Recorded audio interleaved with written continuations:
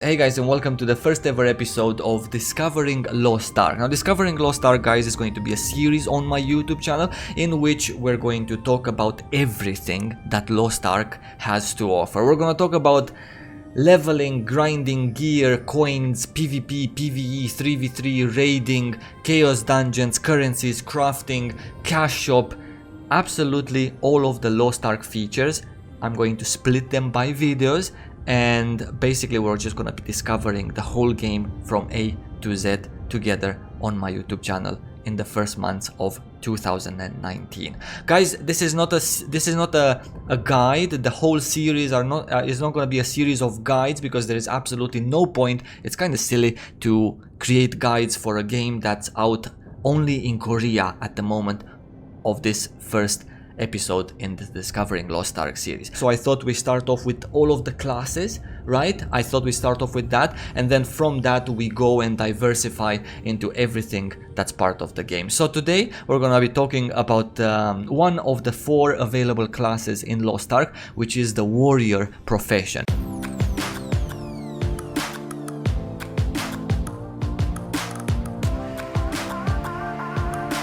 So Lost Ark gives you a choice in between 4 professions, and each of these 4 at level 10 branch out to 3 classes, 3 unique classes. So 4 professions multiplied by 3 classes, that is a total of 12 different classes that you can see in the game. In terms of warriors, guys, at level 10, warrior can choose to become one of the following 3: Berserker, Warlord, and Destroyer. The difference in between these 3 classes are, of course, the skills, which in turn define the gameplay, and the weapon they wear. Let's start with the Berserker, guys. They wear a 2-handed greatsword, and this is how their basic info looks like. Before I get any further, guys, can I just clarify, this basic info is not defining for the class. Even though you see that Berserkers have almost no mobility, and you see that they have a little bit into the support kind of line, that doesn't mean that you literally cannot do anything besides walk to your targets in PvP and in PvE. Of course, a Berserker can also spec towards skill that give you mobility. However, if a Berserker wants to do that, as in give up something to make a skill instead of a regular skill, a leap, so that counts as a mobility, so that they would be more agile, then obviously they have to give up something in terms of that skill. They have to give up damage, or they have to give up stuns, CCs, knockdowns, and so on and so forth. So this basic info thing is just for you to get an idea. If you wanna play the class at its full potential, you will feel a little bit less mobile than other classes in the game, because if you want to feel more mobile, you will have to give up some of that full potential of the Berserker in order to make skills, jump, leap, and so on and so forth, rush to the targets, instead of just leaving them to do damage or to stun as they were intended. Yeah, we're gonna talk about the skill system, guys, in another episode, but let's just continue with Berserkers. Yeah, a very important thing to be remembered about this mobility category in the graph is that it not only refers to how much you can catch up to an enemy, how many blinks, jumps, dashes you have as a class. It also refers to the attack speed of that particular class. Of course, you can boost your attack speed on that particular class with stats in game, with gear, right? But then again, so can the other classes. So if a very mobile, agile class boosts their attack speed, then that's a super insane attack speed. If a Berserker, for example, because we're talking about them, boosts their attack speed with stats in game, then that's still gonna be slower than the other class that has naturally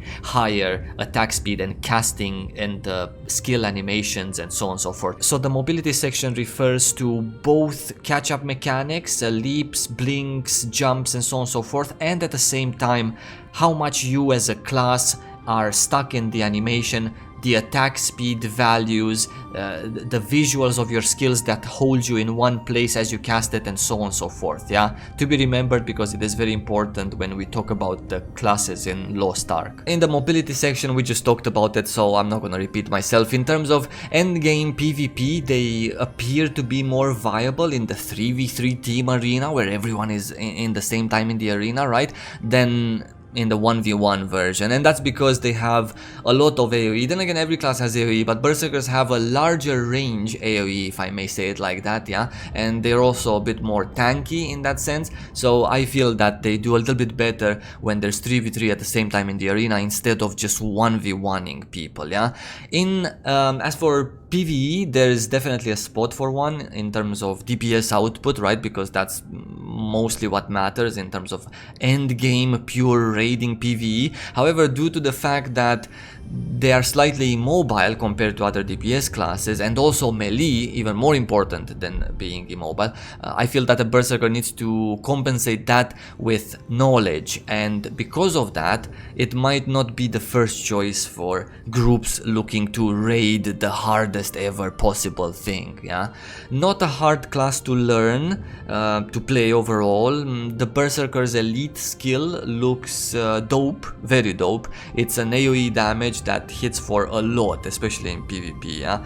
Their identity skill, which is the thing that every class has in the middle of their left and right quick bars, is basically a gauge that fills up as you do damage, and when it's full you can pop it by pressing one key and get access to some very nice offensive buffs like more damage, attack speed, and so on and so forth, yeah? It's a basically like an enrage kind of thing, yeah?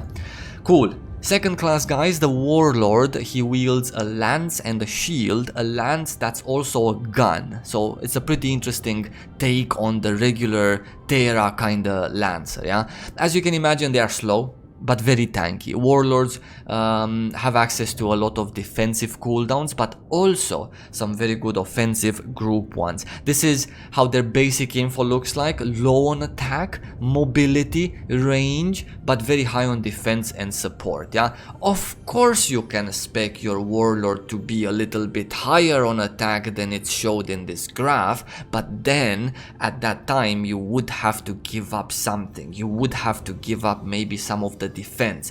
So naturally the Warlord is a very defensive class, a very supportive class, because it can bring very nice what is support in Lost Ark, so you can understand?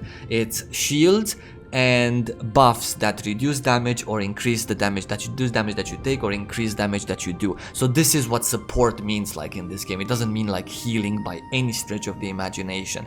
And defense, you have to give it up a little bit. Support, you can give up a little bit of support just so you can grow a little bit more in terms of attack power, if that's the way you want to spec it. However, this graph, even though it's not fully telling for the class, it does show you what the class shines at. So if you're gonna give up every support capability and every defense capability that this Warlord class has just to get the maximum possible attack, then obviously you're not gonna get a great deal of DPS numbers on Warlord ever, no matter what you do. However, so you're still gonna be mediocre in terms of attack. However, you're kinda also gonna be mediocre in terms of support and defense then. So either you choose to be mediocre in everything, or you choose to be exceptional in support and defense and kind of bad in terms of DPS. So that's kind of the idea of these graphs, yeah? Unlike other classes, the Warlord has a back iframe instead of the usual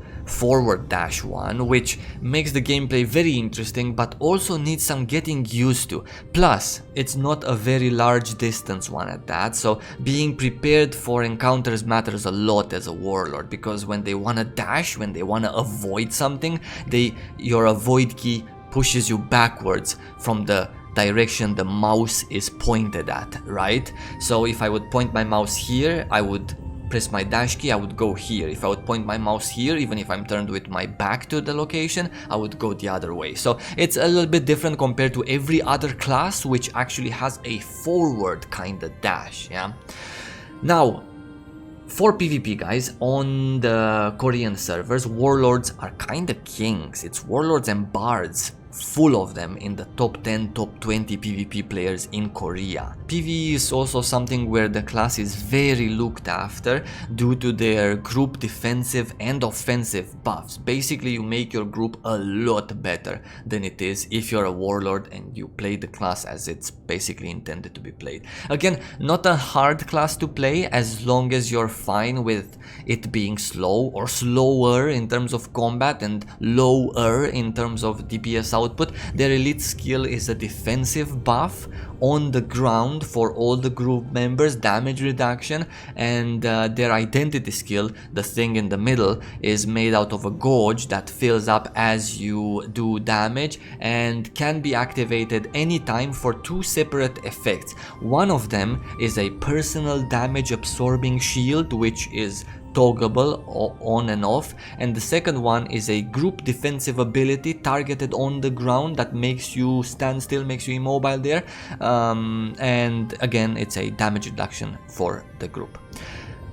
The toggle shield takes a bit of time to get used to. Personally, I've played this class, I got it to level 50, I did some endgame content. I always felt that it should be off the global cooldown, if you know what I mean. However, it acts like an actual skill, so you need to stop what you're doing and press the button. So timing it well was kind of a challenge for me personally. I always felt that it shouldn't make me stop everything I do, and it should just be a toggle on and off, basically separate from my skills that I can just press during a skill, for example. But anyway, just some time to get used to. And if you're the type of player that likes to play this type of class in other games as well, then definitely it's not gonna be any sort of a problem for you to get used to that, yeah? The last class, guys, is the Destroyer, which wields a ginormous hammer and is an AoE beast, basically, yeah? This is how their basic info looks like. Attack is almost maxed, slight range, a lot of defense, but very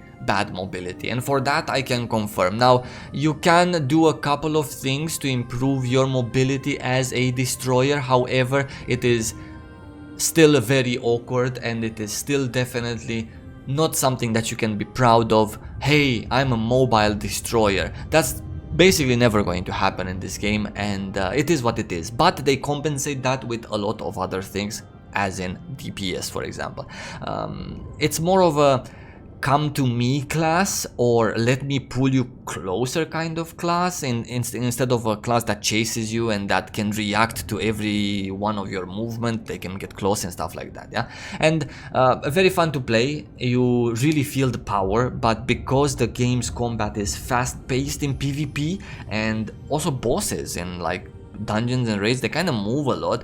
I feel that destroyers really need perfect timing and a very good intuition on what the boss is gonna do, or maybe not intuition, but then it has to be knowledge, because on the Korean servers the class is not really doing that well in competitive PvP, for example. I'm guessing due to the slow attacks, and also in PvE, as I said above, similar to the Berserker, there's a few gaps to overcome with practice as a destroyer.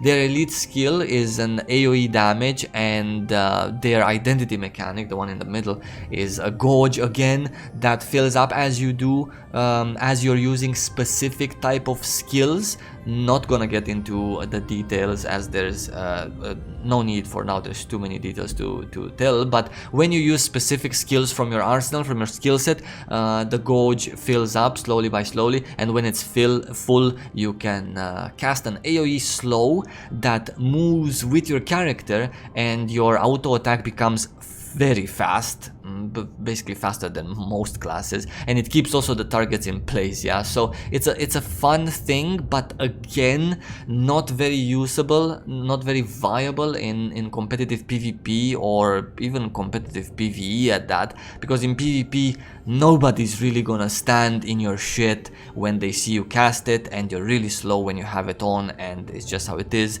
Also in PvE, that boss is not gonna be affected by your slow, and he's not maybe even gonna stay there for the duration of your cast. So as I was saying, it can possibly be overcome with knowledge, with practice, with brain, with intuition. You can do very good, I believe that. However, it is it takes some time to learn the game before you can shine as a destroyer, yeah? And that was it, guys, for the 3 classes that branch from the warrior profession. I hope you guys enjoyed. Please remember that this is not a guide, this is just an overview on the classes. This is just discovering the game, me and you together on my YouTube channel. We're just looking at the game and thinking about it, just discovering everything that it has to offer. And also remember that just because I'm saying that Koreans do this and that, and Koreans don't play destroyers in raid, and Koreans have warlords and bards in the first, only warlords and bards in the top 20 PvP players, that doesn't mean it's gonna be the same in the West as well. It literally doesn't mean that. Continents are different, gameplay is different in between us and Korea. It happens the same in League of Legends, it happens the same in Dota and any other game that's played in 2 regions. Koreans have their own different playstyle, their own different heroes, their own different way of cooperating together. In the West, everyone's gonna be a fucking berserker, a fucking destroyer, everyone's gonna be a gunner, so we don't really care about everything that they do. There are of course classes that reign a little bit supreme in terms of easiness of execution and stuff like that, but as I said, just because Koreans do it and have it doesn't mean that we in the West are gonna do it and have it. And that's it for this first episode of Discovering Lost Ark, guys. I hope you enjoyed. In between these episodes of discovering the game, I want to show you some gameplay as well. It's gonna be only endgame gameplay, PvP and PvE as well. And yeah, with that said, as always, lots of love, and I'm gonna see you in my next episode of Discovering Lost Ark.